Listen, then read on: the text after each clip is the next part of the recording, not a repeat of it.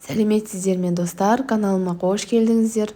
Бұл видеода сіздерге ересектердегі диарея үшін не қабылдау керек, диареяға қарсы тиімді дәрі-дәрмектер және халықтық емдеу құралдары жайлы айтатын боламын. Сіздер үшін пайдалы болады деген ойдамын. Видеоны соңына дейін көріп, каналыма жазылуды ұмытпаңыздар. Диарея – бұл кез келген адам тап болуы мүмкін өте жағымсыз құбылыс. Содан кейін дәрігерлерге баруға уақыт жоқ.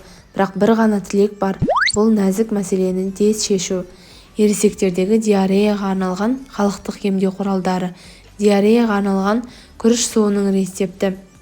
100 грамм ұзын ақ күрішті эмаль ыдыста 500 мл қайнаған сумен жібітіңіз. Bir күн тұрсын.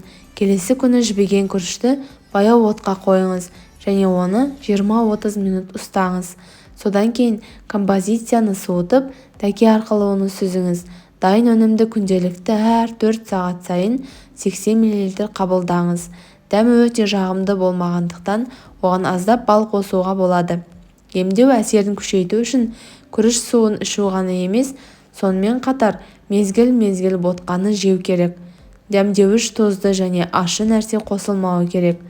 Ересектердің диареясын емдеу үшін таңғы ас кезінде кем дегенде 1 стакан жылы су ішкеннен кейін қабылдаған дұрыс.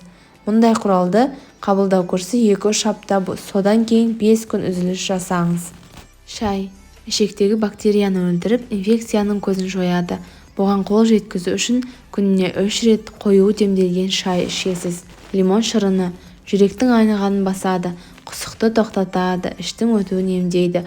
Ол үшін 250 мл қайнатылған жылы суға 1 ас қасық лимон шырынын араластырасыз. Ересектердегі диареяға арналған белсендірілген көмір. Егер диареяға арналған халықтық құралдарды дайындауға уақыт болмаса, белсендірілген көмірді қабылдаңыз. Ересектердегі диареяны осылай емдеу үшін олар оны күніне 3 рет 3 таблеткадан көп мөлшерде қарапайым сумен ішеді. Емдеу курсын 14 күннен артық ұзартуға болмайды. Егер ол жоғарыласа, дененің сарқылуы және дене салмағының жоғалуы түрінде асқынулар болуы мүмкін.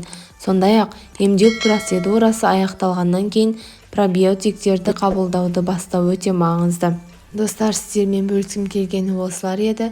Видео сіздер үшін пайдалы болған болса, каналыма жазылуды ұмытпаңыздар. Ауырмаңыздар, ем болсын. Келесі видеода кездескенше.